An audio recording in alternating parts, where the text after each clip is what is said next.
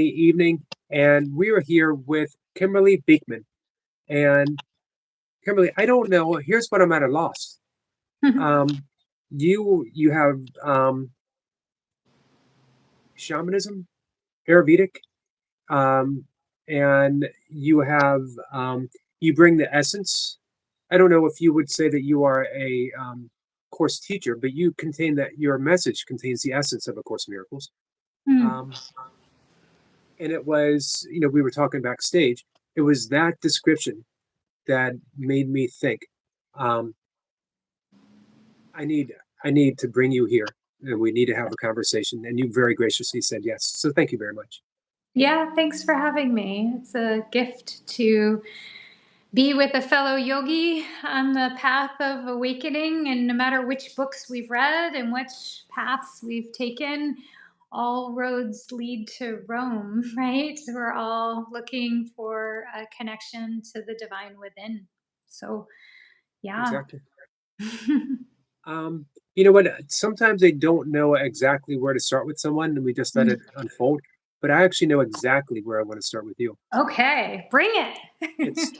the pain body, Mm, because that is one most people don't even realize they have a pain body, and that the pain body is really guiding, if not ruling, the everyday aspects of their life, and it's doing nothing but causing suffering. yeah. You know, gratitude to Eckhart Tolle, who brought the concept or the word to me, pain body, through the book Under a New Earth. Um, because I think the way that he describes the pain body is really on point and landed for me in such a powerful way. You know, in woo woo new age spirituality, people talk a lot about shadow work. Um, and then I think in my inner alignment work, and I can talk about the lens through which I see the world from a trauma healing perspective, from an Ayurvedic and yogic psychology perspective. But truly, I think Eckhart brought the concept of the pain body to us as an energetic parasite. And the pain body can kind of move through us. It goes dormant and it activates through us and will take up so much prana and create a lot of destruction. And we can call that the ego. I was just going to ask you that. Would you We can, equate the pain body with the ego? I think it's more than the ego, though, from my perspective. And maybe we backtrack here, but it is. I look at the world through the layers of the body or the koshas from a yoga Right. perspective. In yoga, they're called the koshas. There's 5 koshas. I split the manomaya kosha, which is the mental emotional layer of the body. Manomaya kosha, I split it as mental versus emotional because the way that we in my inner alignment work, the way we work with manomaya kosha is different if we're working with the emotional layer or the mental layer of the body.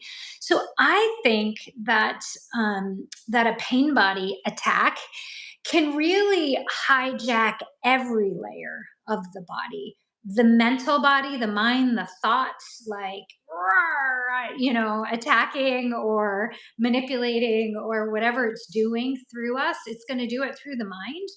It's also going to hijack and lives on fear. So I would say that's the emotional layer of the body, right? There's actually raw emotion that feeds the pain body. So if you're in a pain body, you activate someone else's pain body, you could be rolling around in Right.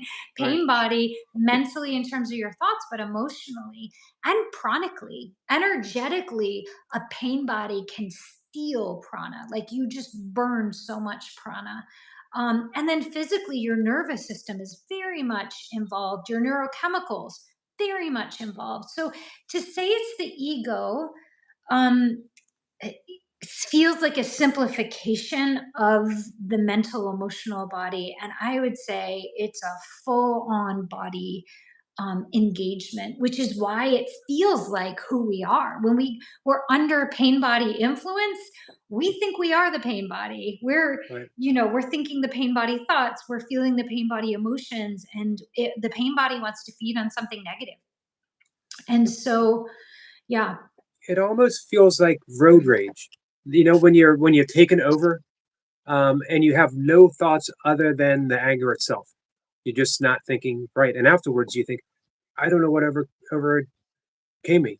I'm not like that.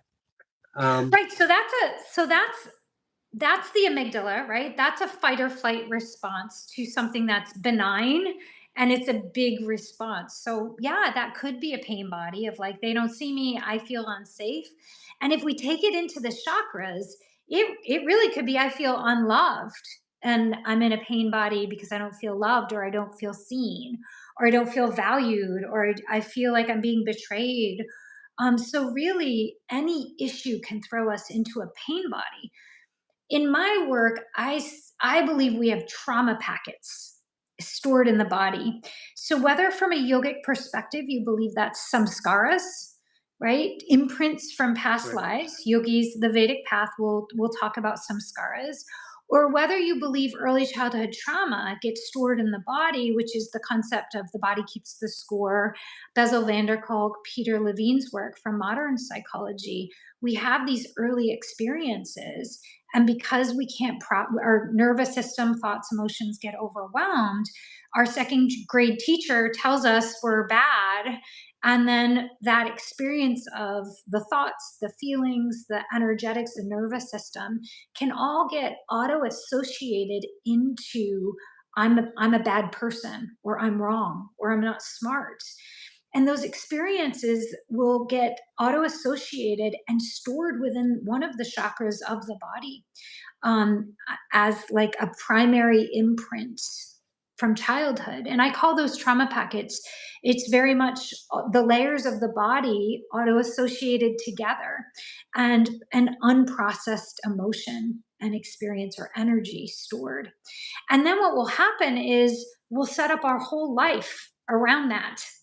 Like, I'm a bad person. And then neurosynaptically, I'll wire up, oh, I'm a bad person. I'll start filtering for bad person. It'll get set up in the mental body. Neurochemically, we'll have the neurotransmitter receptors for bad person alert. And energetically, we get set up that way. And then we create that paradigm all through life, based on something that's very visceral, very much felt and stored and re-experienced in the body. So road rage could be a trauma packet. It could be a they didn't see me, I'm not safe, that gets triggered in the moment. It could just be the animal brain going off from a survival right. standpoint too. And the whole issue with the pain body seems that it overwhelms us. Uh, and we often don't think that there is a way out. One of the brilliant things that I've seen you and heard you talk about is you're actually taking the yogic psychology, uh, you're taking the deep psychological system of the chakras, um, and combining it with um, neuroscience. You have a very, very unique way of rewiring um, Yeah. how we think, and how we think actually. Um, can we say that how we think is going to it's going to calm the central nervous system? So as we rewire neurologically, we're literally uh, taking charge of the central nervous system and teaching it how to relax again and to disassociate from the pain body. Yeah, so when I train healers in this modality, what we say is when someone is in a pain body, the very first thing we need to do is regulate the nervous system back to the parasympathetic. So if the sympathetic nervous system, which almost always during a pain body, we're in a sympathetic nervous system response, we're in fight or flight, right? And in that fight or flight, we have all kinds of cortisol and neurochemicals that are going circulating through our system. And so the way that we hijack the autonomic nervous system, right? The cardiovascular, like when we go into fight or flight, Mhm. all of the autonomic nervous system is in a sympathetic response. So we have to switch it back to parasympathetic in order to even manage pain body. So then we use the pranayama or the yogic, the second limb of the Eightfold Path of Yoga, which is pranayama, because the respiratory system is the only system of the autonomic nervous system that can be voluntarily shifted. So your heartbeat, you can't tell your heartbeat to calm down. You can't tell your digestion, get back on board, but you can, through your breath, regulate your nervous system back into a rest and digest state. So when you're in a pain body, first thing to do, come into a grounding breath, whatever you choose, ujjayi breath, box breathing. Like everybody's got all fancy kinds of breathing, but it's, you want your inhale to be shorter than your exhale. And so when you lengthen your exhale and your exhale is longer than your inhale, you're going to activate the parasympathetic nervous system. So deep inhale for 4 seconds, long exhale for 6 seconds. And it takes 3 minutes for the stress hormones to flush out of the body. So if you're in a pain body, you hold up, wait a minute, stop, drop, and breathe. And that will at least get your prefrontal cortex back on board. Right. Now, what's the long-term outlook for dealing with the pain body? Okay. Are we stuck with a pain body? So we have to work with it in the moment, right? So we have to know to go to the breath. We have to want to get out of the pain body. And when we're in a pain body, we don't want to get out of it. So we have to do enough work when we're not in pain body to be able to see the destruction of this pain body and recognize that that's not the consciousness I want to be in, right? Right. So we were doing that work outside of the pain body, but once we get our breath regulated nervous system is set, then we have to be able to get back into who we are and who we are not. We have to disassociate from the pain body thoughts and peel that away from our current human prefrontal cortex thoughts. And I don't mean become disassociated, I mean like peel away the part of you that wants to still destroy or act powerless or attack or whatever it is, and know that those aren't my thoughts. That's not true for my soul. And it's not even true for my ego. I am hijacked. And in yoga, we call that the Vijnanamaya kosha, right? We call that the awareness layer of the body. So that's the Vijnanamaya kosha is a layer of ourselves, of our wisdom body, where we can kind of pan out and see what's happening in the present moment. We have to activate that part of ourselves to be like, whoa, small Kim is losing her mind right now. Wow, I don't think I really want to continue losing my mind right Right. now. I love that you talked about practice um, beforehand. When you're caught up in the pain body, um, there are actions to calm yourself down, but it doesn't do anything to help us eliminate or deal with the pain body as effectively so that it doesn't overtake us again. That's what we should be doing on a daily basis, right? Absolutely. So when we're not in a pain body, we should be reconditioning our nervous system so that we have resilience and the ability to recover. Just, I mean, a pain body attack is like a big emotion, it's a big experience, but like when we're upset with a spouse or a kid or a neighbor, like the ability to bring our nervous system back into a regulated state because we don't want to stay dysregulated. That's a all day everyday practice of being in the awareness layer of the body and being able to stay connected to the physical body. And I think that's where a lot of spiritual concepts don't land, because the body keeps the score. The Right. body is what's telling us what's okay and what's not okay. And if we're living in our head and not in our body, we're not going to get the signals that we're dysregulated and that something got out of alignment. So, what are the simple things that we can do throughout the day? Not everyone is. You and I have a committed spiritual path. and a practice. Not everyone is going to want to undertake that. Some people just want to feel calmer. They want to be kinder. They want to deal with the daily stressors in an easier fashion. And connecting with God isn't part of the plan. Um, Well, so, I would say what you just said is connecting with the divine, right? right, Calmer and kinder, that is the sacred path. If we just simplify the path to its core, it's to live in the heart. And to live in the heart is to be calm and to be kind and be kind to yourself. Like, it's just presence. So even if someone's not into the G word and not into God, like, that's cool because I have a monk staying at my house right now, and I was just talking to him about my husband.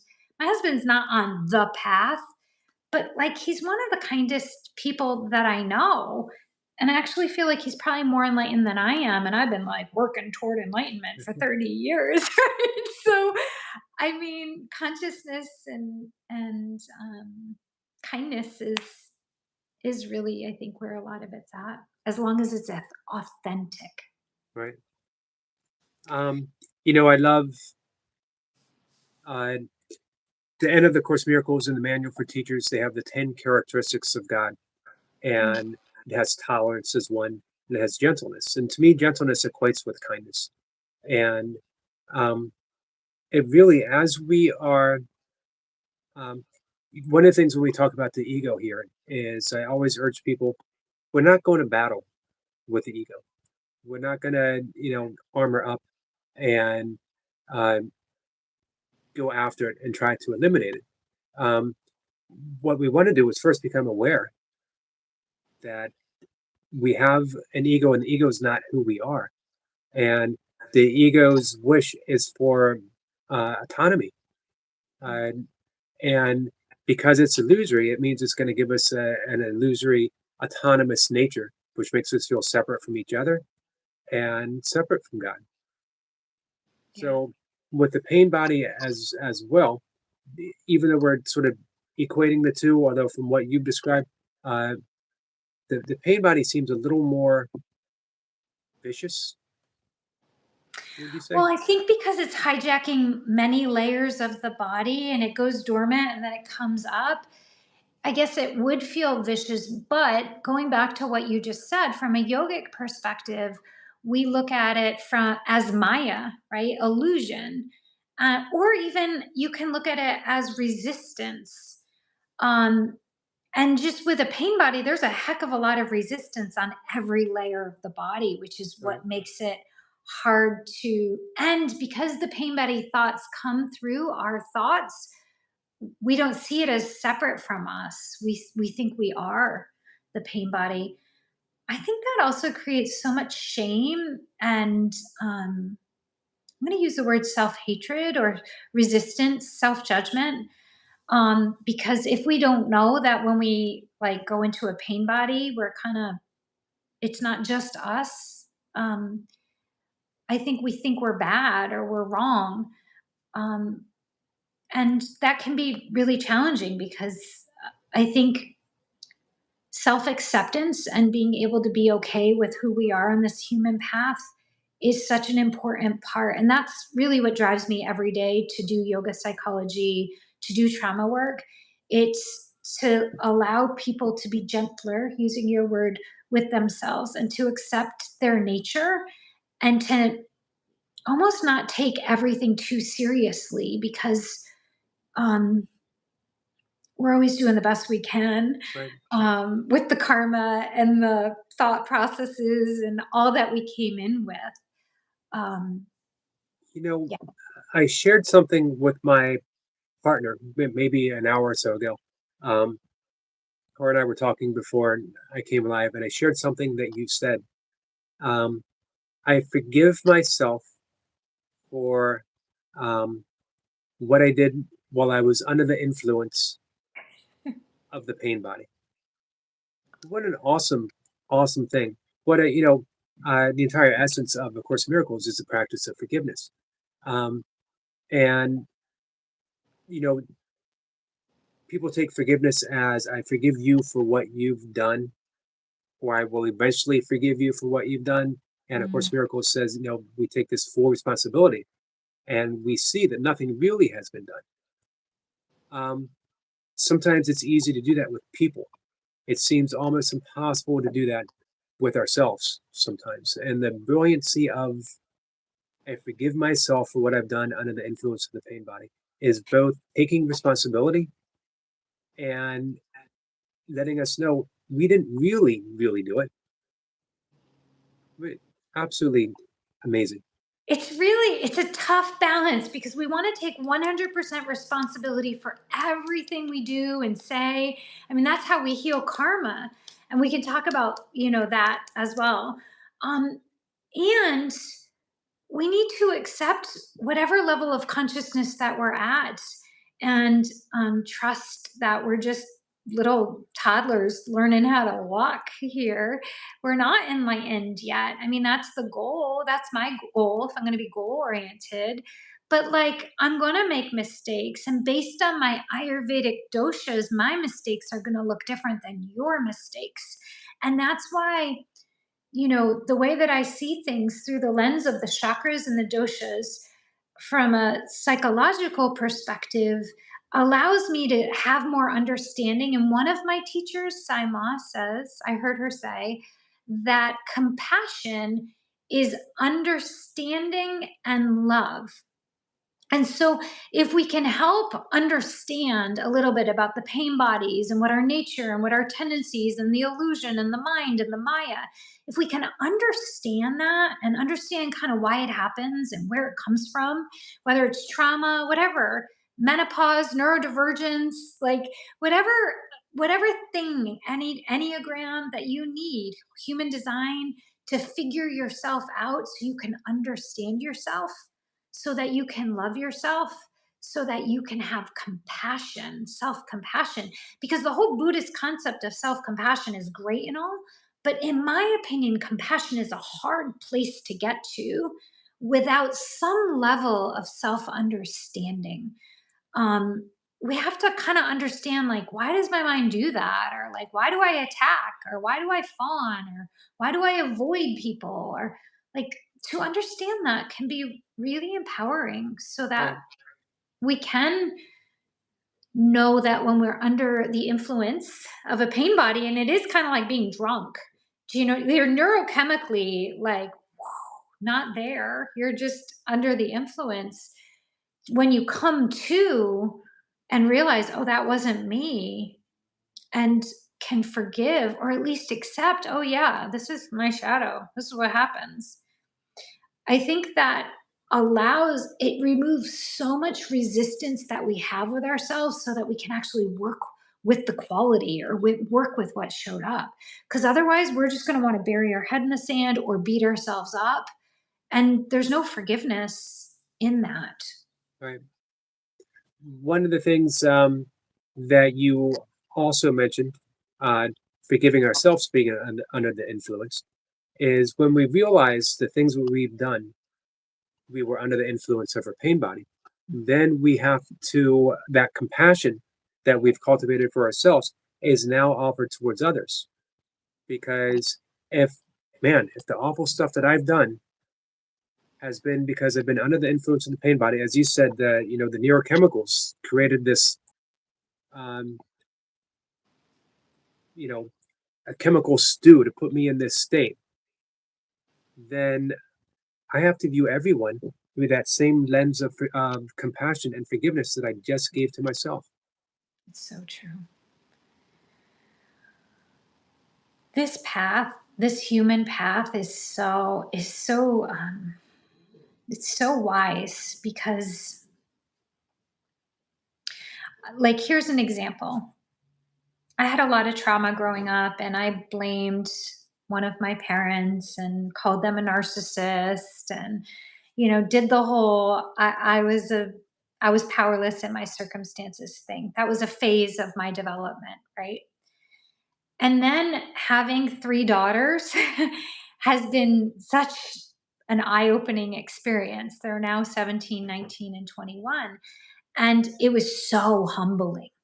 Like, because before I had kids, I was like, here's how parenting should be done. Here's how I should have been raised. Here's how it should have been. Shoulda, right? Judgment.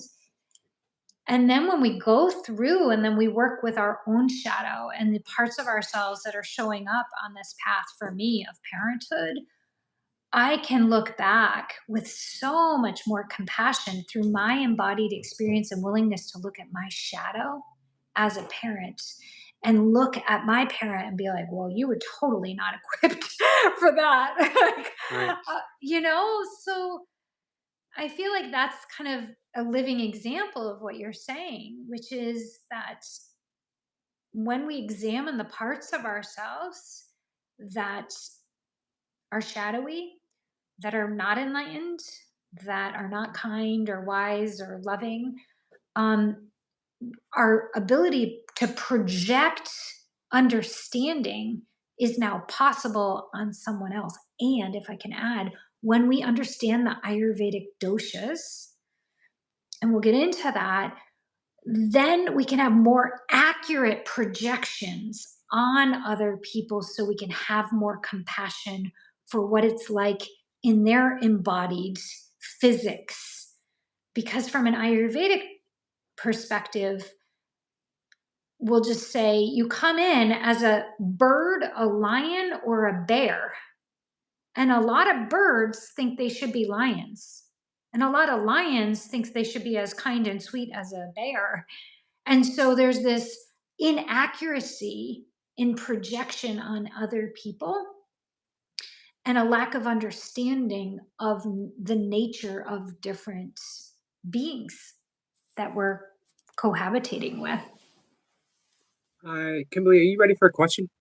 Sure, yeah. Um, what is the best way to start letting go of the shadow that seems to always come when you finally seeing your light? Okay, say it again in another way.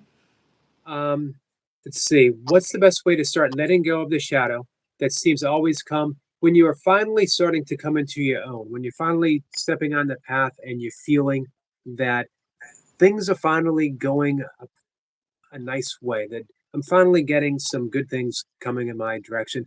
I've done some of the work.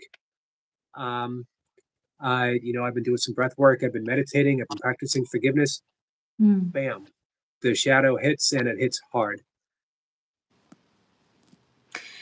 I guess for me, I have this term that I chew the meat off of the bone. So when the contrast shows up in my life and my shadow shows up, I'm like, ooh, there's work to do. Let's go. I don't have a let me get rid of the shadow. In fact, that will create resistance, and whatever we resist persists. So I dive deep every time my shadow rears its ugly head, and I get soaked with it. I never try to get rid of it. I mean, think of the nature of the sun and matter on this earth. The sun like shines on my head. I cast a shadow on the ground. Why would I ever think that I would never have a shadow if I'm in human form? We as humans, very few of us know perfected love. So I would expect that sometimes I'm aligned and I'm in my heart and I'm like, but if I'm at my growing edge, I'm probably going to see my shadow on the regular. And I invite it. And I'm like, oh, what is this part of myself? Whew. And I think, internal family systems, which is a type of psychological psychoanalysis, Richard Schwartz developed the concept of parts work. So instead of thinking of like, oh, I'm going to get rid of my shadow, I'm not going to have a shadow, the shadow is really a part of ourselves that hasn't been tended to, that hasn't been integrated into who we are, what we are. It might be trauma that's not been processed. It might be a part of ourselves like, I'm not someone who acts enlightened. I'm never going to act more enlightened than I am. And I can be a real ass sometimes, right? So I don't expect as a lion on this earth that I'm not going to have fangs and bite every once in a while. I'm a lion. And so if you're a lion and you're on the spiritual path and you're not acknowledging the part of you that has rage, because rage is part of what a lion, who's pitta, fire constitution, with a lot of will chakra energy, and you haven't integrated the fact that that's going to show up, and you might call it a shadow, and to be like, oh, I don't ever want to see that part of myself again. I would say, let's integrate that part of yourself. Like, because there's probably some positive aspects to every side of the coin. If you get rid of the shadow aspects of a specific element within your body, you don't get access to the gifts of that element. Right. So And I know it's not the right woo-woo spiritual answer, but from an Ayurvedic psychology perspective, that's how I see right. the shadow. She had a follow up with that, that should we embrace the shadow and use it as a learning tool then? I do for myself. Like, we have a practice in our healing modality, um, which is basically, it's a somatic emotional healing work that we do on ourselves. So you're not dependent on someone else to do it for you. And it's a way to get to into the body somatically and actually feel what showed up. So let me see if I can get an example from my own life. I can't think of one, but think of any pain body that's shown up, right? There's probably a sense of feeling like I was unsafe, or I was getting abandoned, or you don't love me, or you're not seeing me, right? So, whatever thing gets triggered within us, there's actually a physical sensation in our body. And we can go into that physical sensation and amplify that abandonment, or the I'm not good enough, or I'm a bad person, or whatever got stored early in life and we imported from last life, if you believe in that.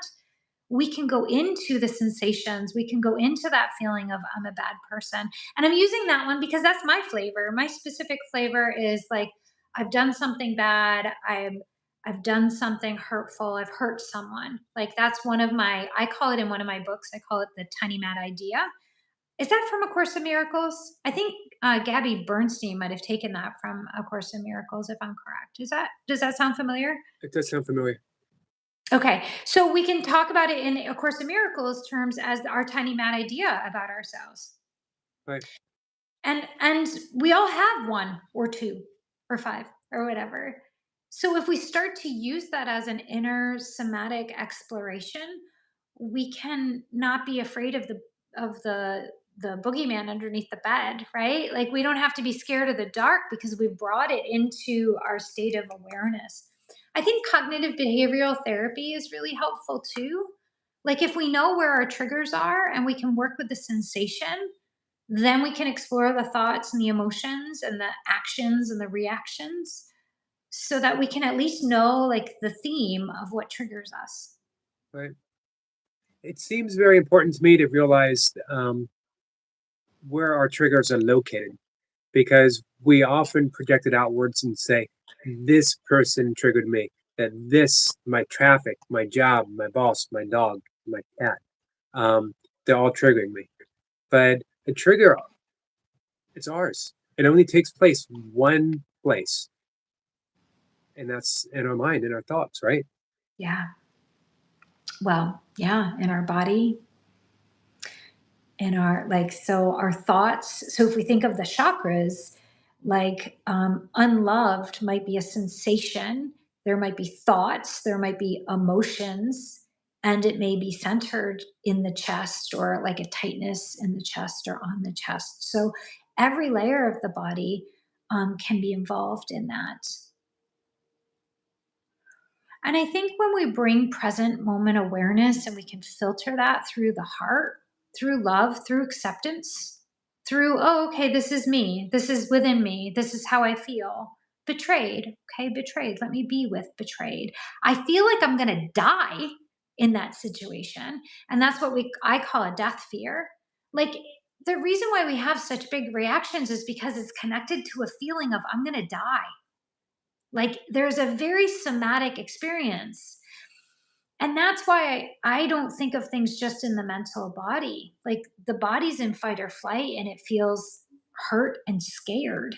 And it probably sources down to when dad hit me the first time, or, I was yelled at by a babysitter. Like it can very much be centered into a trauma packet. Um, Yeah.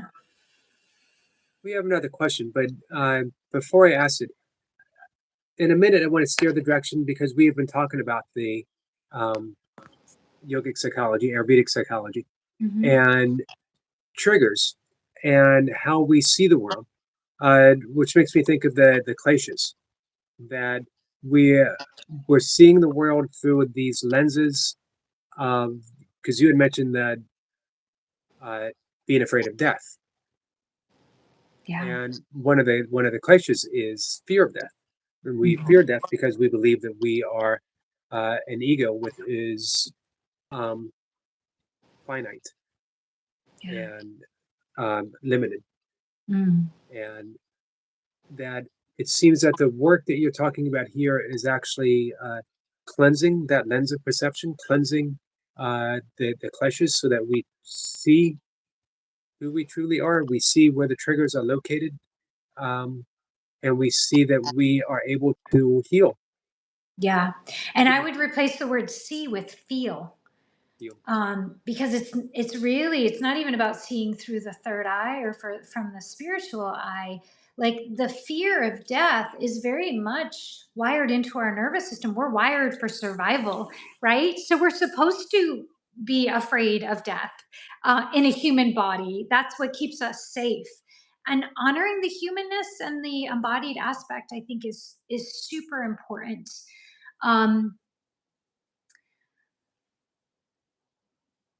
And if we can feel, so we have a processing practice that our healers learn, which is called a fear exploration, which is taking the fear to the deepest degree in the body to know that even if I were to die, like I know this makes sense conceptually, but when you go through the somatic experience of I'm just going to give you an example. My husband will leave me. Well, let's say he does leave you. What's the worst part about that, right? And we go into being alone in the apartment. Okay, I'm alone. Okay, what's the worst part about being alone?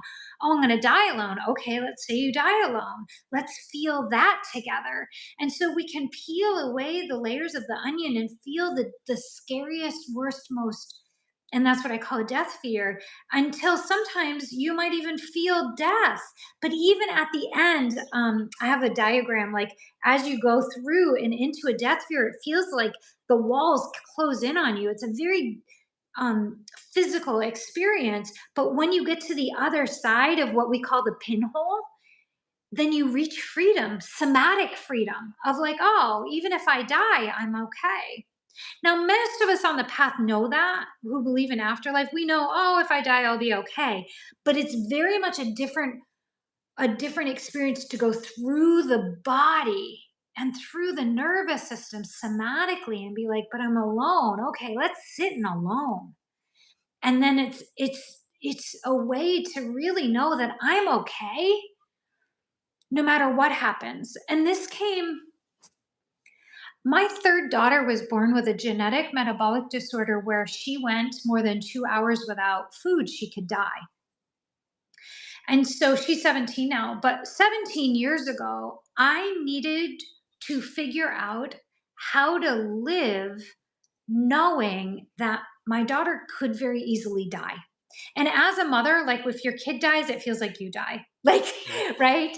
So I had to learn without medicating or drinking or what, I don't know what other people do, but I had to learn my own practice of knowing in my body that if the very worst thing were to happen, I'm still okay. And you can't do that through the mental body. You have to really go through somatically to know that.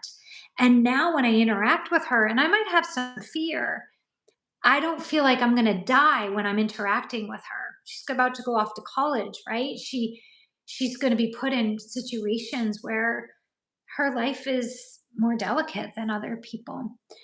And I can feel safe when I look at her life happening.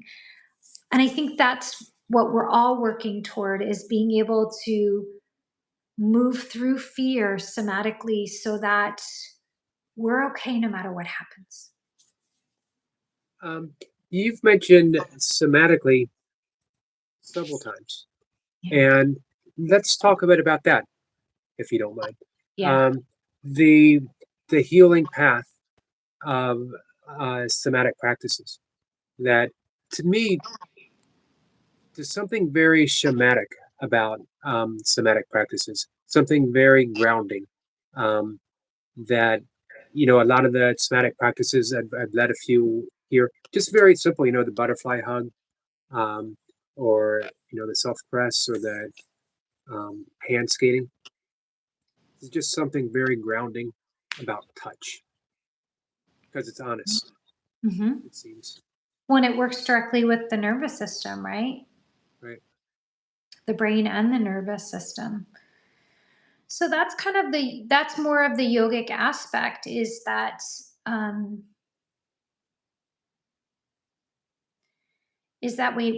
we want to be able to bring in a sense of safety wiring, right? We need to learn how to feel.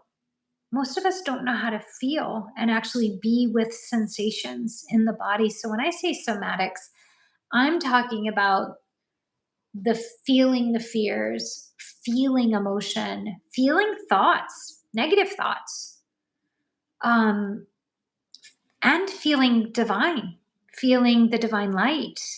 Like, I work with the light in the spine, and that's what the yogic path is. It's drawing the light up the spine for awakening, spiritual awakening. Um, so even you can do that through the third eye, or you can actually feel the light in your physical body and in your cells. So we can feel all of it through the body. I had a spiritual teacher who said there are souls lining up for a physical nervous system. And most of us are like, oh my God, make me stop feeling. I don't want to feel Right. anymore. But the ability to feel is like the world in technicolor, right? It's so many senses through which our path can experience the world. I was going to bring that up because we have some people talking in the chat about the triggers, and a lot of you said something very important. Um, Learning to um, feel what we feel, to not push a thought away, because as soon as we have one of those feelings that we don't like, that is making us feel a certain way, certain thought that is making us feel a certain way, we want to get rid of it, we want to deny it, we want to push it away, which literally just feeds the shadow, right? And it actually feeds the pain body. It feeds fear, because if there's a part of ourselves that we're not willing to feel, then we actually talk about soul fragmentation. We fragment ourselves from being whole. We can't really experience wholeness if there's a part of ourselves that's happening within our body that we're not okay with. We'll go into resistance with ourselves. So how do we come home to ourselves? How do we come home to that pure awareness of those thoughts that we don't want to take ownership of? Yeah, I think that I'm trying to think of, where did I get the 100% responsibility for everything? We have to first recognize that whatever's triggered us is here to teach us the unhealed parts of ourselves. Otherwise, we'd be neutral, right? Right. So whatever a person said, whatever a person did, whatever thought we thought, is here to show us where we're still in duality, where we're still in judgment, where we're still not sovereign. I use this word a lot. I use it in terms of sobriety because I do have a belief that it's important to be in a space of sovereignty. And I think New Age spirituality has made addiction really fuzzy. Um, But, on the yogic path, ideally, we're not even eating meat, right? We're keeping the vibration of our body sovereign. Now that said, I eat chicken, so I'm not I'm not enlightened, right? And I just want to be honest and open. I'm not acting like I'm like fully like straight on living in an ashram type yogi. But I feel like when we're triggered, we're being shown an area where we're not yet sovereign. We're not, it's either hurting our feelings, but give me a trigger that's not here to teach or to show an unhealed part of self. I can't think of one, truly. And I've healed a lot, like with my parent that was narcissistic, or the parent that abused me. Working toward forgiveness is really about knowing who I am in the space of someone's behavior that wasn't okay.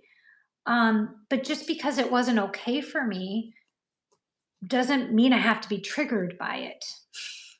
Right. I'm talking in circles a little bit, but I welcome triggers. It's like, oh, I was really triggered by that. Um, Knowing what was triggered and what within me isn't in full union with my soul is great information for me. I welcome the triggers as I welcome the pain bodies and the shadow. And that seems so key to be able to walk that big yes, because it's here for no other reason except that it's here. Right. And we don't realize the damage that we cause to ourselves as well as our loved ones. When our friend who had asked the question about triggers was talking about that it's so hard to allow ourselves to feel what we feel, that it's easier for her to compartmentalize, to put Yeah. everything. Um, It's easier in the short term, but it's not easier in the long term because you lose connection to parts of yourself. Like we always talk to our kids about, is this a one marshmallow decision or a two marshmallow decision? Have you heard of that experiment where someone gave children, they said, I'll give you one marshmallow now, or if you wait, I'll give you two marshmallows.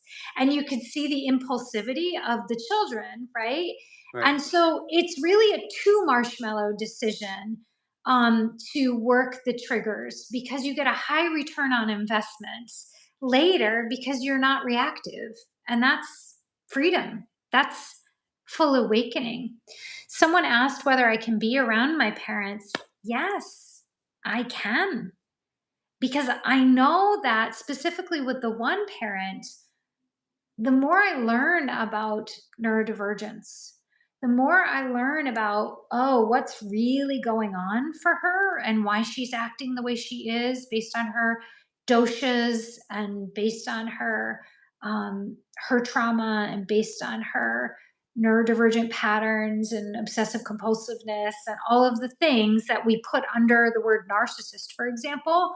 With that understanding, it's not comfortable to be around her. It's usually just a 2 or 3 hours of being really present and regulating my nervous system and keeping my awareness body, right? I have practices that I use to stay in my consciousness so I don't drop into my small, more victimized self that's Right. like, how dare you drink and smoke around me? And, woe is me. Like, it's not about me. She obviously has some issues. She's obviously struggling. Why? Like, why is that about me? It's not. I'm just one of the people in the surrounding area, and my soul chose that person to be a relative. I chose that experience. And man, it got me on my path. I had an eating disorder between 13 and 15. I checked myself into a psychiatric hospital at 15.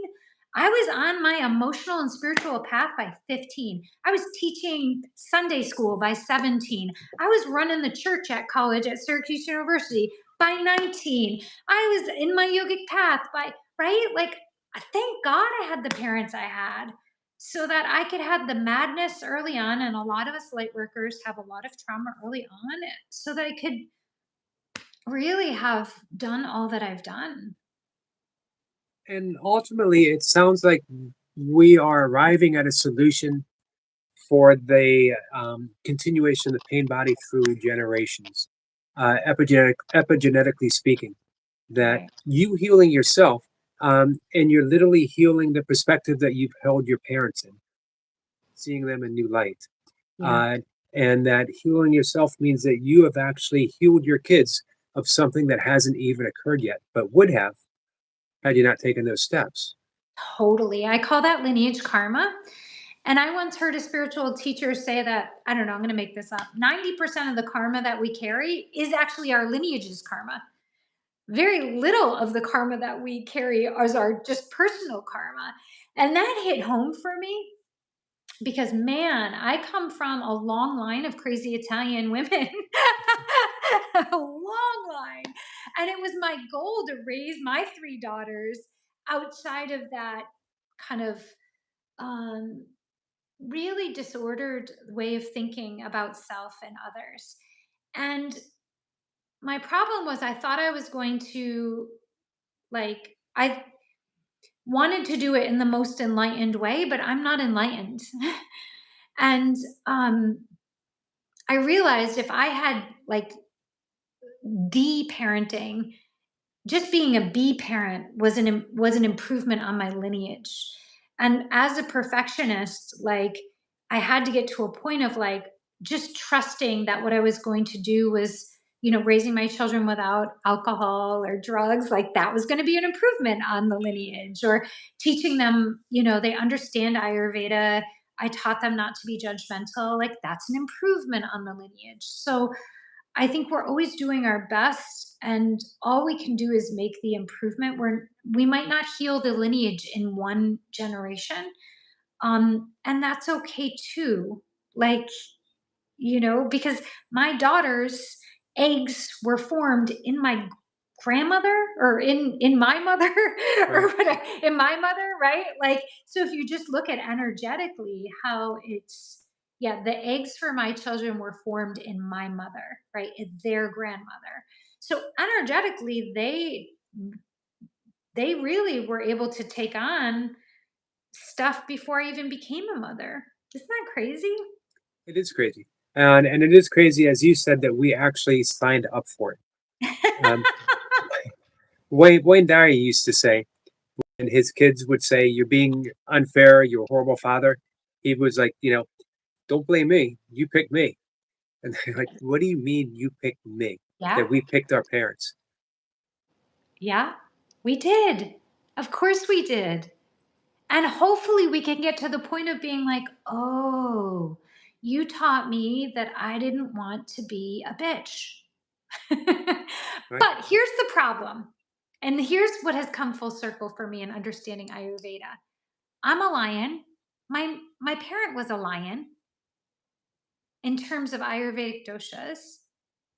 So I'm going to look and feel and sound like that parent because we're both of Pitta. I'm an Aries with an Aries rising. I'm Pitta constitution. Do you know what I mean? Like I have all fire. So if I make fire bad because I had a parent who was fire and wasn't conscious fire, then I'm going to go into separation with the part of myself that's fire. Does that make sense? So It does. It so does. so the self acceptance or the forgiveness really comes in honoring, like, at some point we have to put down the judgment. There is a book that I love. It is the most sacred book. I'm just going to reach for it. You can't get it on Amazon anymore. I don't know. I know that the author was alive.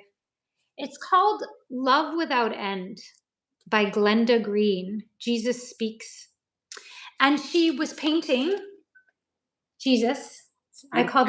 call this sexy Jesus because it's like very few pictures of Jesus looking like open and full of prana. Right. He's not looking sad and suffering. Um, but in this book, there's a chapter that begins with, and I don't really believe in sin, so I'm going to say this word, but it said that judgment is the original sin. It's like declaring war on each other. And man, do I feel that, especially as an empath. I can tell when someone's judging me. I can feel it on my field. It feels like a psychic attack. It feels like war in my energy field. And I know most of us on the spiritual path feel very deeply. And so I think if we simplify the spiritual path as not letting the mental body form judgments, opinions about just what is, it's just what is. My parent had pitta imbalance, had an overactive will chakra, had too much fire in their constitution. It's just what is. They didn't have the consciousness to be able to move through life with all that fire without being destructive. It's just what is. I could judge that and say it shouldn't have been that way. That's just me going into resistance to what is. I love the fact that Ayurvedic science is now catching on more mainstream. Just like, 30 years ago, if you were to talk about Chinese medicine being used in hospitals, it would have Mhm. been scoffed at. But now it's many major hospitals are already incorporating it, and I think that yogic psychology, I think that uh, Ayurvedic practices are going to become very mainstream. And people will recognize the symptoms that you described to your parents, and it will be treatable in a way that is um, not thought of these days. Yeah, that would be beautiful. I mean, I think that's if we really want, so as a yogi union, oneness, soul and source, the Atman, the para Atman merging into oneness, like that concept requires the path of non judgment, the path of accepting what is. And I think Ayurveda allows us to understand so that we can accept what is. And we're just trying to remove the barriers of resistance. Kimberly, we had another question. Uh, do you view the reactive trauma pain body as wounded children needing a loving parent?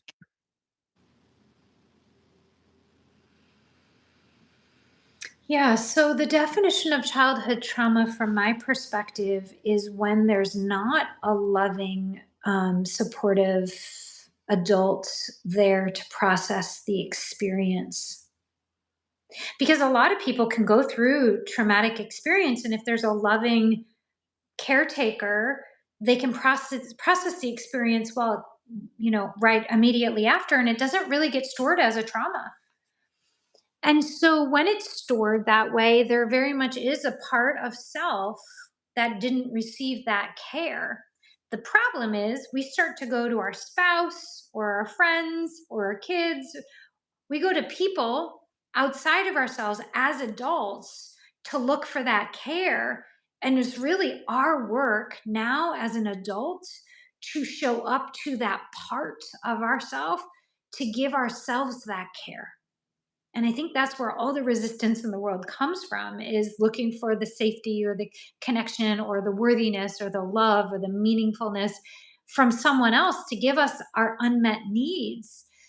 So I don't really see it as like the wounded child so much as an experience or a feeling that really needs to be tended to by me to me through our act of self care. Right.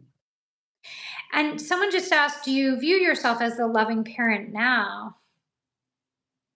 I think that's a good question. Like in our work, when I train healers, like as we're teaching people how to do this work for themselves, like, is the current adult self a reliable adult? Right? Because if they're drug addicted or they're not able to get themselves to work, they might feel like they can't tend to that part of themselves. But what I would argue, or what I would say, is that our goal is to show up in a state of presence to what is. And just about anyone can do that because presence is the divine. Our conscious heartfelt presence is the divine. It is divinity. It is the sacred. So, yeah, I think that we can view ourselves as the person that can show up to self, but we have to be willing to feel. We can't do this as a mental activity. I've had several guests come up and talk about their healing experience from various conditions, um, have all taken place in that presence that you mentioned. That it was in allowing what was to simply be, and some using forms of self inquiry, asking that, can I be okay with this? If this doesn't change, if it's just this, can I be okay with it? And they've talked about miraculous change. And, many of it's starting psychologically, that the answer comes back, yes, I can. And from there, the pain starts to dissipate, conditions begin to change. And many have had like full healing. Some have had what they may call a partial healing, but they're no longer suffering from the condition they were previously suffering from. Absolutely, because the suffering comes from the resistance to what is, which sounds so heady, but it really is very much in our bodies learning to be okay um, when we don't feel okay. Right. I was trying to explain that to one of my adult daughters the other day, and she got really frustrated with me because when it comes to mental health, um, if we can just allow ourselves to feel down, um, you mentioned shamanism, shamanism, Ayurvedic work. It's about working with the elements in the body, right? Or the elements of life. And being from the Northeast originally, I mean, now I'm in Southern California, but I'm from upstate New York, where, your life is really dictated by the seasons. And so there's the season of contraction of winter where you're hunkering down and there's not a lot of social and there's heaviness and it might be sad and it might be dark. And you always know that spring is on the other side. And likewise, you might have summer and fall, but you know the contraction and the darkness of winter is coming. And if we see life as this interplay of the elements or the seasons, even like going through life as a child, like Ayurveda looks at childhood as the kapha stage of life, the earth stage of life, middle of life being the fire stage or the pitta stage of life, and then later life after menopause or male menopause around 50 on as the vata or air stage of life. And so there are these seasons within our lives, um, or within the course of a year, or in the course of a day. We have different elements that govern different times of the day. And I think to be a yogi is to be able to work with the ebbs and flows of the elements, just as if the rain comes or if it's hot outside, right? Emotionally, mentally, energetically, there's different elements that affect the way that we think and the way that we feel and the way that we're moving through life at any given moment. Beautifully said. Um, Kimberly, you've mentioned caregiver several times, and that is an expression that is very, very dear to me. Uh, I was a caregiver for years for my mom and her decline to Alzheimer's, and then I became my father's end of life caregiver. And when my father passed away, um, I was a bit lost. I had lost the most important person in my life, um, but I'd also lost my role Mm. as a caregiver, and now I had no one to care about. Um, and I didn't know what to do. I sat and I meditated, and I actually um, was given a message that you'll always be a caregiver, and now you have everyone to care about. And that was the birth of my channel and what I'm doing now, offering uh, care to the best that I'm able. Mm. And I think the message that you've been giving, that I've picked up on, is how to be a caregiver for yourself. And when you do that, you have so much love and compassion to give away to your children, to your parents, to your neighbors, to your spouse, to strangers, to the world. There's so much in what you just said. Um, First of all, I'm hearing your dosha, I'm hearing your energetic constitution, I'm hearing your heart chakra and the way that you move through life through the heart. Um, I'm hearing your mind and what your mind decided its role is, and how we define ourselves by our roles, which is it's not good, bad, right, wrong, right? It just is how we move through the human path. I'm not, I mean, even though I'm a mom and have been taking care of my children, I'm not a natural caregiver. Like, I think you're more bird. I think you're Vata constitution. And Vatas really live from the heart chakra. And they have very open throat chakras often. So I can hear these two things from you as I hear you express your role and what you feel is your purpose or your dharma, right, in this world. And our dharma is just an effect of our gifts. And so it's true, like, if you love to bring love and care out into the world, then that's just the essence of your soul and who you are in this manifested state right now, right? And that's beautiful. For me, I'm lion, I'm fire, and I'm all about results, right? And taking action and results. And you could say that's because I'm an Aries or because I'm Pitta constitution or because I have a really, I live from the will chakra. So where I can hear you living from um, the air and ether chakras, like, I really come from the will chakra, which is the chakra that holds fire within the body. So when I'm not doing or completing results, I'm like, who am I? And that sends me into my spiritual introspection of who am I if I'm not, actively working with 10 trauma clients in a given moment. Um, and I think that's important to know who I am outside of my dharma and to trust. I was just talking to the monk who's staying here, to trust that even when my dharma shifts, like when you were done physically caring for your parents, your dharma shifted into a more technology based dharma of care. Um, and I think we do go through a transition. I just turned 50 last year, and I felt my dharma shift. I felt like, oh, I'm not going to hold as many trauma clients anymore. But I'm still waiting to hear what I'm moving into. And I'm just listening and waiting to get my marching orders from divine. Because I know when it comes from my mind, it's just a headache.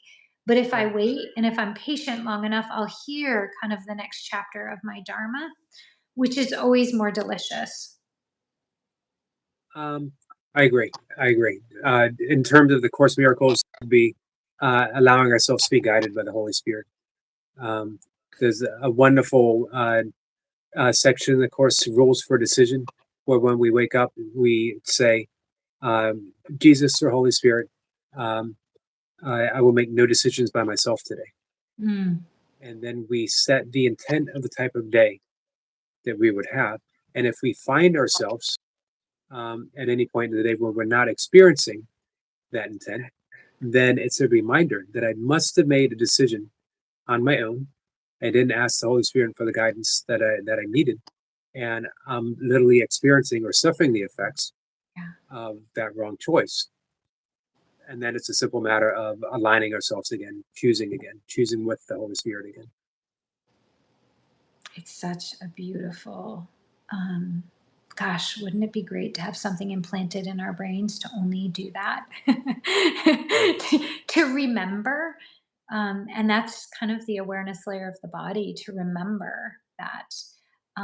In my study, so outside of yoga study, I um, I read the Godfrey Ray King books, the I Am discourses, channelings through Saint Germain and the Sacred Fire, the Violet Consuming Flame.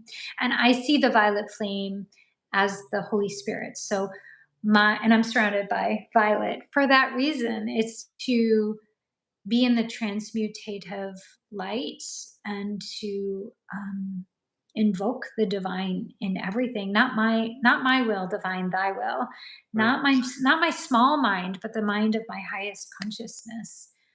Um, and I think the more that we do that, the I think we could call that's the path of enlightenment. That is to be in the light and to allow ourselves to let the soul move through our lives rather than the small egoic mind running the show.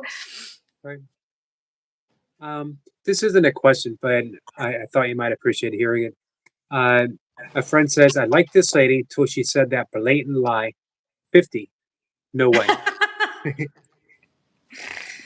Oh man, yeah, 50 was a tough one for me because when we live in this human body, everything starts to shift. So it wasn't like my concept of 50, it's like I can't see up close anymore.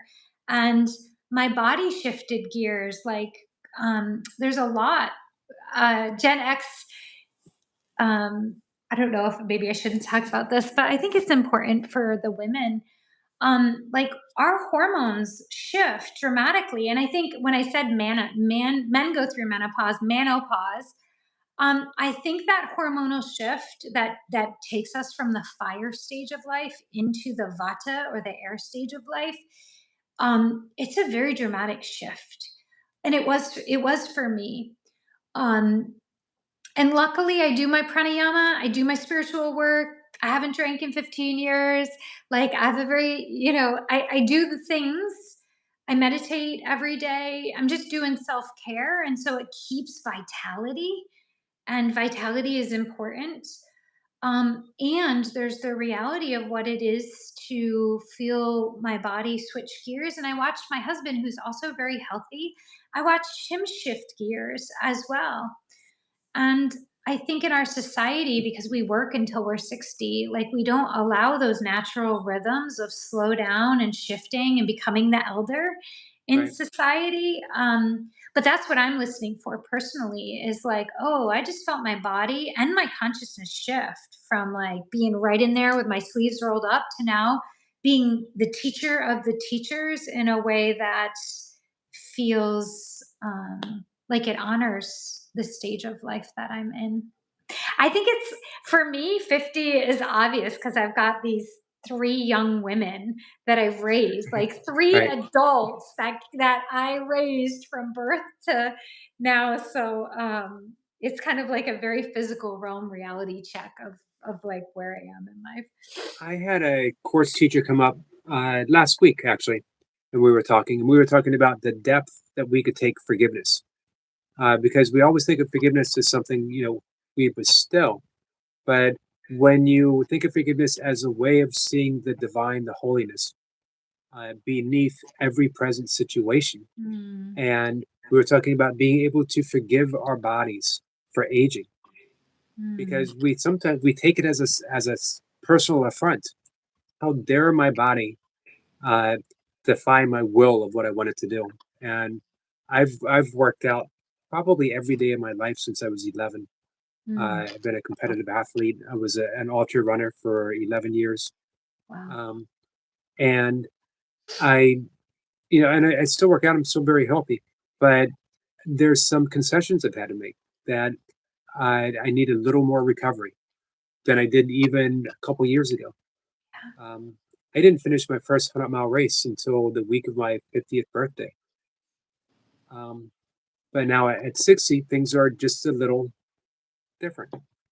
Um, and I love the fact that everything that comes up, every trigger, including the trigger of getting older, Yeah. which is a big trigger for some of us, is an opportunity to forgive. Mm. Yeah, forgiveness was one of the first lessons what my first spiritual teacher taught me. There were a set of forgiveness prayers, and I don't think I understood the science underneath forgiveness um, until I really learned how to work with it. And I think a lot of people know about the Ho'oponopono prayer. Mhm. I'm sorry, I love you. Please forgive me. Thank you. Um, but they say that not forgiving is like drinking poison and expecting the other person to die, right? It's it's like I'm going to hold on to something that's really hurting me because I'm not really ready to let go of it. My mind is not ready to let go of it. But the only person that it hurts is me to hold on to it. I mean, I do believe in terms of psychic cords, we're probably affecting the other person as well. But it's kind of like the forgiveness prayers, like you've got your stranglehold on me, and I've got my stranglehold on you, and I forgive you. Please forgive me. Release the grip you have on me. Let's forgive each other, and let's forgive self in that as well. Right. And these are Howard Will's forgiveness prayers. I forgive you. Please forgive me. Let's forgive each other. And let's forgive ourselves. Let's forgive. I forgive myself. You forgive yourself. And that's the full release. And that's, Dr. Len, who brought the Ho'oponopono. I'm sure everybody has heard the story. But what he did was he went into, I think it was a psychiatric prison. I'm going to make that up. I don't know that that's true. And he did the Ho'oponopono on behalf of each person that was in that facility. And soon there was attrition because he was working through unity consciousness on the karma of each of those individuals because we are all connected. And so he was able to tap in to the individual being and pray on their behalf. And I that just has always hit me. It's always landed, and then people healed. Um, Yeah. yeah, Amazingly, um, he didn't actually see those patients individually. They no, didn't come into his office and sit on the couch. right. He worked He on just, their charts. He had their right, chart in front of him. really shows that power of healing, um, and that the work that he did wasn't outside of himself. We all have that capability. We all have the capability to practice Ho'oponopono. Yeah, it's such a powerful lesson. It's It is. critical. Um, Kimberly, I wanted to ask you about your. You mentioned that you're an empath, and that made me think that how do you handle the traumatic healing work that you do without being a complete wreck? I think I was just wired for this work. I'm the person that, maybe because I'm more neurodivergent, I'd rather talk about deep, meaningful things than talk about, superficial things. So my husband would like bring me to his corporate holiday party, and I'd be in the corner talking to the person about their divorce and holding space for the meaningful stuff. Um, so for me, the meaningful stuff, the heavy stuff is delicious. It's right where I want to be. And that's where I feel like it's my dharma to do that, to do that deep work, to work. It doesn't scare me to be in the gory stories of abuse. I've been through my own dark, ugly times in life. And I guess I'm far enough through the processing of them that um, I don't merge with people's pain because it's been healed within myself. Now, I say that, and I know tomorrow I'm going to get popped upside the head with some lesson. So I'm not like immune to lessons like that, but like I don't still have the experience of powerlessness, pain, unworthiness, victimization in my body. And so I can be in someone else's body where there's pain and it doesn't hit me in like a guttural way. It's just their version of their painful experiences. That said, if someone is having thoughts about me, I can feel that as like a little rat chewing on my field, like chewing a hole into my field. So it's not that I don't feel things, it's just I'm stepping into their pain, and I don't have any problem stepping into someone else's pain. I have a problem when there's like an unresolved thing energetically, and I can feel that ripple, like a cord being tugged at between myself and someone else. So that's how I would distinguish. And what's important for any empath, in my opinion, besides keeping your field nice and clear and clean and solid and sovereign, which is what I use the violet flame for, and grounding your body and knowing what is your stuff and what's not your stuff. So many of us have all this self-doubt and we merge. Am I a bad person? Am I loved? I'm not looking for that stuff outside of myself anymore. So I know like where I'm good and where I'm not okay. And so if I'm around someone whose energy is off, I know what's my off and what their off energy is. Right. And I can just solidify my field a little bit more because their nervous system's a little rattled and my nervous system's just close by to their nervous system. So as an empath, that sovereignty and the knowing, having done enough work to know if what you're feeling is your stuff or someone else's stuff. And with the high impact empaths that I work with, that's a lot of my work with them is discernment and clarification energetically, mentally, emotionally, and physically.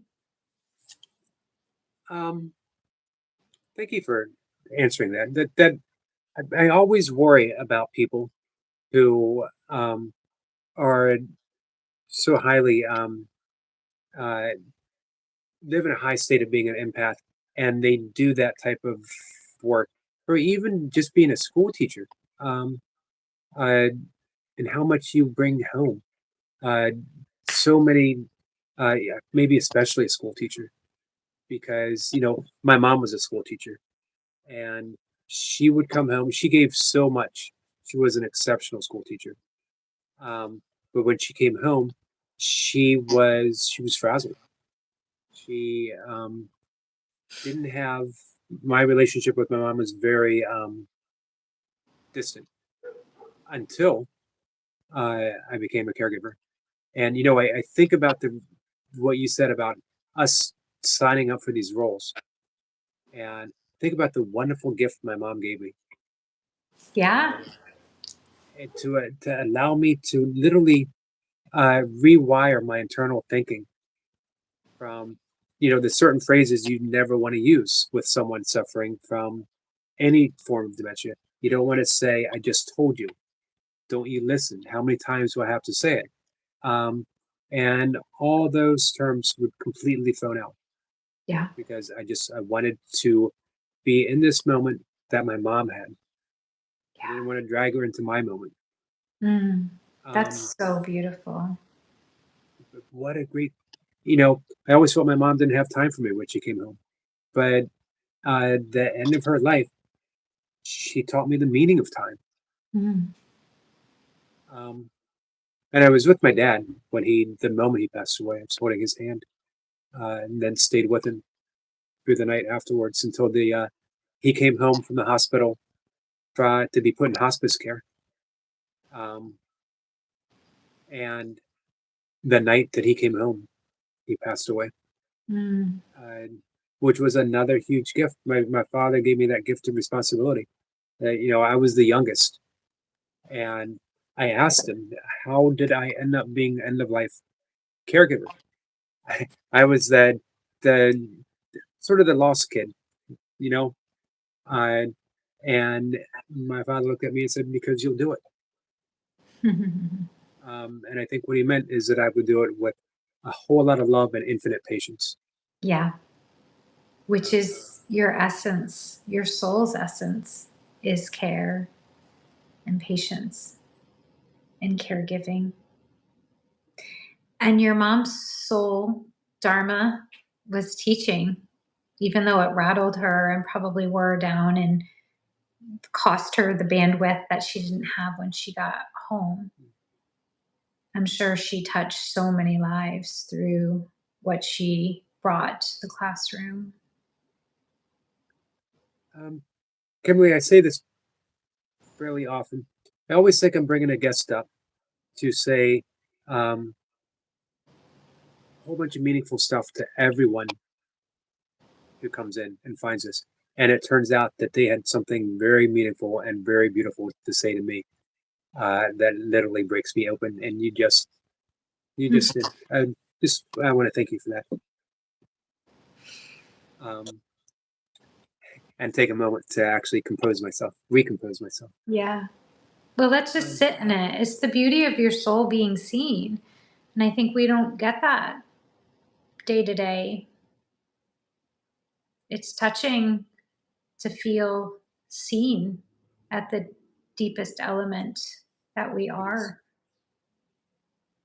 It's so Um, important. Like, I think it's the whole point of life is Agreed. for us to see each other beyond the ego and the body and the mind and all of it. That was absolutely beautiful. Just that gift of being able to see each other. It reminded me of Ram Dass at the end of his life when he was asked, why are we here? And the interviewer expected a long discourse on Dharma. No. And Ram Dass very simply said, we're here to walk each other home. Yeah. And you beautifully said it.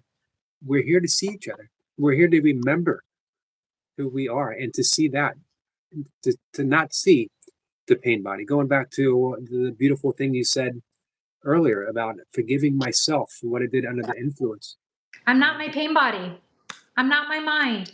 I'm not my last bad action. I'm not my last good action. Like I am. That's it. And someone just said authenticity. I once heard that they measured frequencies and love. We always think love is the highest frequency, and they said that authenticity is the highest frequency. And I just believe that to be true. Like that just rings true to me that we're not here to be perfect. We're not here to like be the savior. We're just here to be our most authentic selves and to Right. hopefully be able to see each other's most authentic selves. And the unfortunate thing is it's so hard to do it for the people that we're closest to because we have all these concepts and expectations for each other. Um, I know for myself, when my two daughters moved out and went to college, instead of like feeling like the house was in chaos and my nervous system was like, it was like I had an ability now to see them in a new way and for them to feel seen by me. And I was really grateful for that. And beat myself up a little bit about like just being stuck in the day to day. But I think they feel more seen by me because I'm willing to look at them with fresh eyes. And that's a real opportunity to do that with the people that are close to us. Right. I do it a lot in the couples work I do. So my dharma has shifted from one-on-one trauma work to doing trauma work for two people who are in a marriage that's falling apart, for example. And I see that in marriages that they can't see each other anymore. And so I will kind of bring in what I see from my eyes, my clean eyes, without judgment or expectations, and then help them to see each other in the relationship again after 20 years of arguing about the same things. So I think that's how we can heal in relationship, but we have to not need someone to be different than they authentically are because the moment we set an expectation, we're in judgment. Um, what a beautiful thing to do to somebody, to help somebody with. After Yeah. 20 years, to finally allow people to either see each other again or to see each other for the first time. Yeah. And 20 years to a marriage and to be able to see someone for the first time is an I amazing mean, gift. sometimes 60 years. I worked with a sweet 80-year-old couple and they were stuck because they hadn't talked to each other for a year, living together for a year. And each of them did their trauma work. I mean, for him, it went back to polio, being stuck in bed, old trauma from having polio. And and so each of them did the work, the somatic work, the nervous system work, and then we would start couples work. And they were finally able to see each other again without the 60 years of thoughts that were wired into the neural pathways of the brain. And it's such a gift to be able to do that. What what a great amount of courage on their part after that many years to say, I want to see things differently. Amazing. Yeah. I think it's so courageous to do work on ourselves. It is. It's so courageous. It is. Um, Kimberly, I have a statement from a friend that says, Eric, I hope you don't mind. I just pulled a divine feminine oracle card for you both.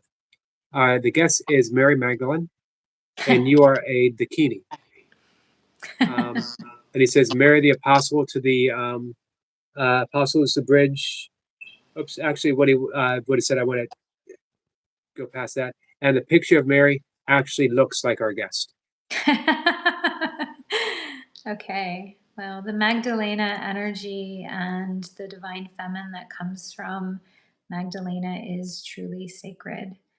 Um, and to think that we only just started to acknowledge that divine feminine expression um, is just, it's mind boggling to me and extraordinary. So On the thank you. 7th, on the 7th, I have a guest coming up, um, Perdita Finn, and her husband Clark Strand, and they are going to talk about using the um, rosary beads and the Mary prayer to invoke the divine feminine. Beautiful. That Mary is the archetype for the divine feminine, and being able to, which seems like a very, very important work in the age that we live in right now, I that think we so. are overdue a reawakening of the divine feminine, and it's the only way that the world is going to heal. Yeah, I agree. And whether that comes in a female form or not, right? Because the union of Shiva and Shakti from a yogic perspective, the Shakti, that divine feminine, is the physical manifestation of the divine in form, and the Shiva, or the father, or the divine masculine, is the unmanifest. And so all of us eventually, essentially, would have, like the yin and the yang, the divine feminine and the divine masculine balanced within ourselves. Um, so, Kimberly, as we get ready to wrap things up, if we were to have another conversation, and I'm hoping that you'll say yes, Of um, course, I'd be happy to. what I'd love to talk about the creative energy of Shakti and invoking that into our lives and balancing it out with the Shiva energy. Uh, I would love to talk more about the Ayurvedic health benefits, not just psychologically, but psychologically too, of course, um, but physically. Uh, Mm. I know many people are going to have questions about how do we get a good night's sleep, and Ayurveda actually addresses that very, very deeply. So, That's true. So, my work is mostly on the mental and emotional layers of the body. And I certainly can recommend people who can speak to the deeper kind of herbal, physical aspects, because Ayurveda is very much based in the grosser element, the physical, the body, and, bringing the body back into balance, which I do for myself as well. But that's not my work in the world. My work is definitely in the mental and emotional imbalances that occurs. Yeah, there's so much we can talk about. I'm right. happy to come back and yeah, um, my very, very quickly, when you Mhm. make those energetic shifts that you were just talking about, when you do that energetic healing, what do you notice um, physically? The manifestation of that inner work that you do, uh, and the what is that the outer form that it can take, the potentiality at least. Well, it depends on what you're talking about. So, in my second book, Inner Alignment Soul Retrieval for healing childhood trauma, I talk about the path of working with the trauma packets in the body, and each chapter is a different layer of the body. So that in and of itself, that healing is kind of gets, in my opinion, to the root cause of, like, if I feel unloved and I keep playing out this unloved thing in all of my relationships, to actually go into the trauma packet and to feel loved as the basis. You're not looking for love in all the wrong places anymore. You're okay. Like, you're good. And I think that's where we need to get to, is really starting to watch the themes of what I'm trying to get from outside of myself, so that I can self resource and so I can really be that for myself. I don't know if that's what you asked, but that's really what my vision is for Right. people, is to be able to get to the space where they can do that for themselves, that they're not dependent on other people to get them there. I like that. Yeah. So last thing, what I have your information in the description, but if you don't mind sharing how people can find you Yeah. and what you would offer. Sure. Yeah. So my website, kimberlybeekman.com, is a way to find me and all of my resources. I have a YouTube channel, which is Kimberly Beekman. I have a SoundCloud with almost 300 free meditations under Kimberly Beekman on SoundCloud. I have a podcast on YouTube in addition to the YouTube channel, and through Apple Podcasts. So I have two books on Amazon. My first book is called Awaken Your Potency, and the second one's Inner Alignment Soul Retrieval. So those are all the free resources and the inexpensive resources. On my website, you'll see that I do a free live meditation every Wednesday at 12:30 p.m. Eastern time, where we work with the light in the spine, we work with the violet flame, we just we do our inner work together, and I do that out of Seva service. It's kind of just the free thing that I put out there. Um, and then I'm going to be offering a 300-hour yoga teacher training on yoga psychology. So for those who have a 200-hour training, or if you don't, you can still do the 300-hour training. That's the yoga psychology yoga teacher training, 300-hour.